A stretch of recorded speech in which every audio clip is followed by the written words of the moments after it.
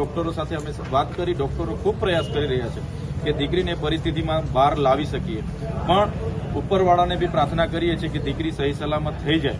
સાથે સાથે એની માતા સાથે અમે બેઠા, એના પિતા સાથે વાત કરી તો માતાને પણ અમે હિંમત આપી છે, સાંત્વના આપી છે. બધા જ લોકો અમે એમની સાથે છે, પ્રાર્થના કરીએ છીએ.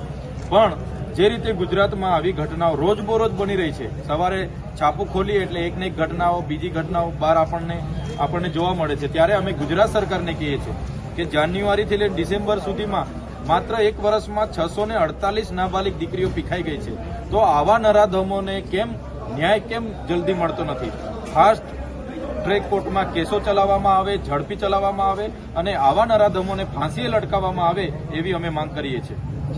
ઝારખંડથી ધારાસભ્ય આવી ગયા, આપને આવામાં વિલંબ થયો એવું લાગે તમને? બિલકુલ બહુ વહેલા આવું બિલકુલ. ઝઘડિયામાં જ્યારે આ બનાવ બન્યો ત્યાંના પોલીસ તંત્રએ મારા પર 2 FIRઓ કરી હતી. હું 17 તારીખે ઝઘડિયા આવવા માટે નીકળેલો, મારે પરિવારની મુલાકાત, પણ 2 થી 3 દિવસ સુધી મને ભરૂચ જિલ્લામાં પ્રવેશમાં નથી દીધા. ત્યારે આજે અમને પણ દુઃખ થયું. આ અમારી નૈતિક જવાબદારી છે. અમે ભલે લેટ આવ્યા છે, અમને પણ દુઃખ થાય છે, પણ ત્યાંનું પ્રશાસન, વહીવટી તંત્ર અમને પણ ઝઘડિયા ભરૂચમાં આવવા નથી દેતું. હમણાં ઉપરાછાપરી મારા પર 2 FIR કરી. એ કામદારો માટે ઉભા રહીએ કે આવી દીકરીના પરિવાર શ્રમજીવી સાથે ઉભા રહીએ એટલે ફરિયાદો કરે. એટલા માટે આજે અમે આવ્યા છે, પણ પરિવાર સાથે છે. અમારો બીજો કોઈ ઉદ્દેશ નથી. આ દીકરી સાજી થઈ જાય, એના પરિવારને ઝડપી ન્યાય મળે. નહીં તો ગુજરાતમાં તમે જોયું, દાહોદમાં આટલું થઈ ગયું, સુરત, અમદાવાદ, ભાવનગર આટલી બધી ઘટનાઓ ઘટી. વરસ થવા આવ્યું છે, હજુ કોઈને ન્યાય નથી મળ્યો. તો સરકાર એવો કાયદો બનાવે, એમાં અમે પણ સહકાર આપીશું. કાયદો બનાવે અને ઝડપી કેસ ચલાવે, ફાંસી સુધી પહોંચાડે અને દાખલો બેસાડે એવી અમે માંગ કરીએ છીએ. જી, પોસ્કો જેવો કાયદો લાદવામાં આવેલો છે, આમ છતાં પણ જ્યારે 400 ઉપરાંત ઘટનાઓ, 600 ઉપરાંત ઘટનાઓ જ્યારે એક વર્ષમાં બનતી હોય ત્યારે લાગે છે ક્યાંક ને ક્યાંક કાયદાની અંદર ક્યાંક કમજોરી છે, કે ક્યાંક પોલીસ વિભાગ એમાં નબળું પડે છે કે રાજકીય વિભાગ નબળું પડી રહ્યું છે? શું લાગે છે આપને?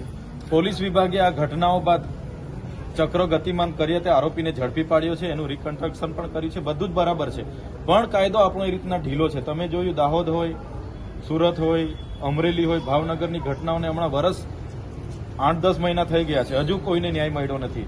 તો ગુજરાત સરકારને અમે કહેવા માંગીએ છીએ, જ્યારે કોઈ બીજા રાજ્યોમાં કોઈ બનાવ બને, આમ દેશમાં કોઈ જગ્યાએ બનાવ બનવો જ નહીં જોઈએ. બને છે તો નિંદનીય છે, પણ ત્યાં બનાવ બને છે તો આપણે સલાહ આપવા બહાર આવીએ છીએ, લાંબા ટ્વીટ કરીએ છીએ, આપણે કેન્ડલ માર્ચો કરીએ છીએ. ઝઘડિયામાં એક શ્રમજીવીના પરિવાર સાથે આ બને છે, ત્યાં કેમ સ્થાનિક નેતા કોઈ બોલતું નથી? કેમ સરકાર કંઈક મૌન પાડીને બેઠી છે? એટલા માટે કે સરકારને એને ગુજરાત મોડલ આખા દેશમાં એમણે બતાવ્યું છે.